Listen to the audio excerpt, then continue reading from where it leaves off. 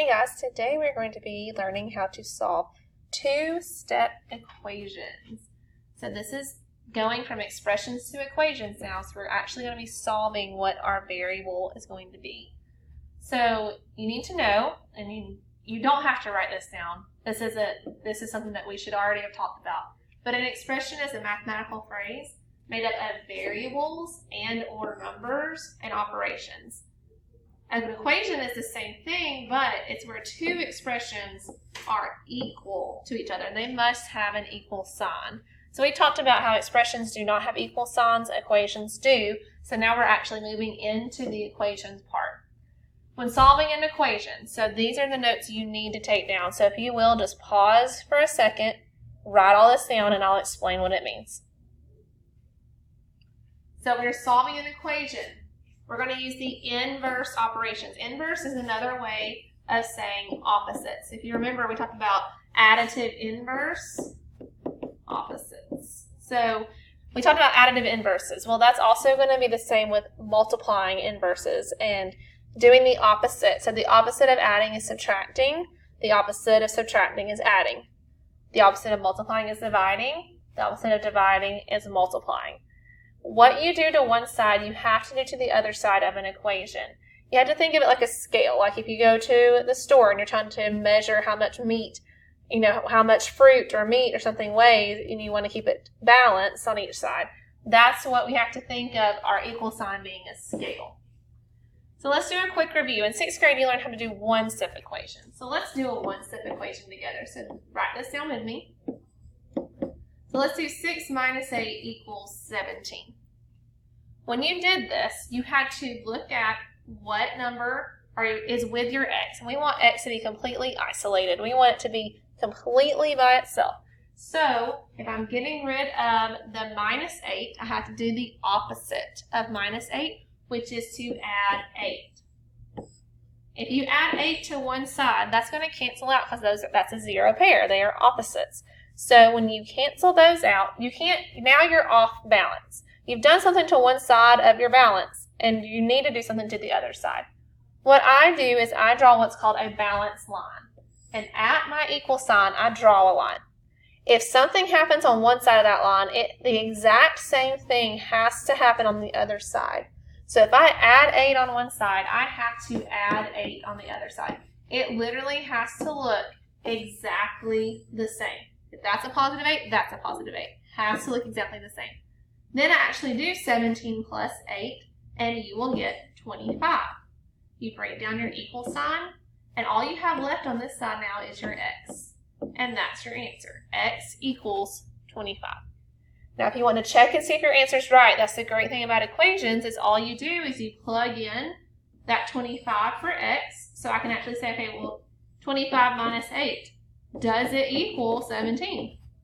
If you do 25 minus 8, yep, that is 17. This side is 17, and it checks out. So if you want to check your answer, that's a good way to do it. It's just plugging in your answer to that. So we're going to go from one-step equations because if you notice, all we did here was take one step, added 8. That was our one step. We're now going to start doing two-step equations. So this is your first two-step equation problem, and know that negatives are a big part of equations. So we're going to start with negative 6x minus 12 equals negative 42. Take a second to write that down.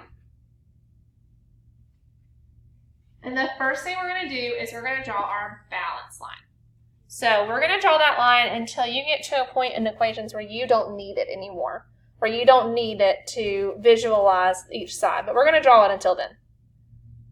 We have two things that are on the side of our x. So we always look to see, okay, where is x? X is on this side of the equation. It may be on the other side, and that's okay, but this time it's on the left side. And we are trying to get rid of everything around it.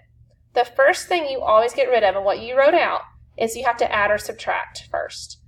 Every time you do an equation and you're solving for the variable, you get rid of what is not with x first. So we have a minus 12 there. I'm going to erase the circle on me real quick. So we have a minus 12. We have to do the opposite of that, which is to add 12. That is a zero pair. You want to cancel it out.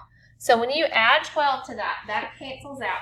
It helps to show that you're actually done with that, to actually cancel it out. And if I put a plus 12 on one side, I have to put a plus 12 on the other side. Guess what? Your song comes in here where we're same signs keep and add, different signs subtract. So we're going to subtract because they are different signs. And we're going to keep the sign of the bigger number, which is negative. You get negative 30 on that side. But look, we haven't finished the equation yet. You have to bring down what's left. So currently we have done one step. So we have added our 12 to each side. We've gotten rid of the constant. Remember, the constant is the number without a variable. So we got rid of the constant. Now we have to get rid of the coefficient. So that is negative 6 times x. You have to get x completely by itself, and x needs to be positive at the end of the answer.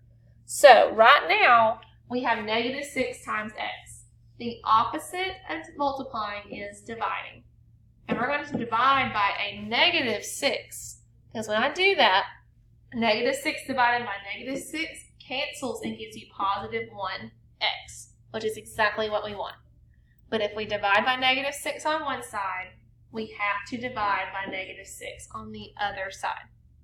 Negative 30 divided by negative 6, a negative divided by a negative is a positive, and your final answer is x equals 5. So if you notice, our first step was to get rid of the constant, that plus 12. The second step was to divide by negative 6 on each side. And your answer is 5. If you want to check it, you just write out your problem again, but instead of x, you put 5 in its place. And you see if it actually equals negative 42. Negative 6 times 5 is negative 30. Negative 30 minus 12, same signs, keep and add. That does equal each other, and that is the correct answer. Okay? If you need to pause and rewatch that part, or pause just to get that copied down and rewatch it without writing to try to help your understanding, do that. Help yourself out, okay?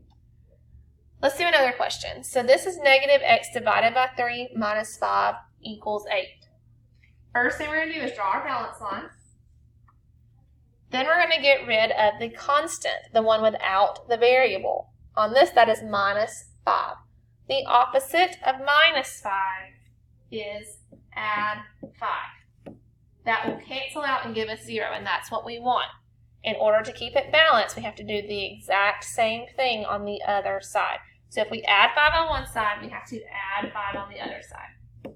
8 plus 5 is 13. Bring down your equal sign and bring down your negative x divided by 3.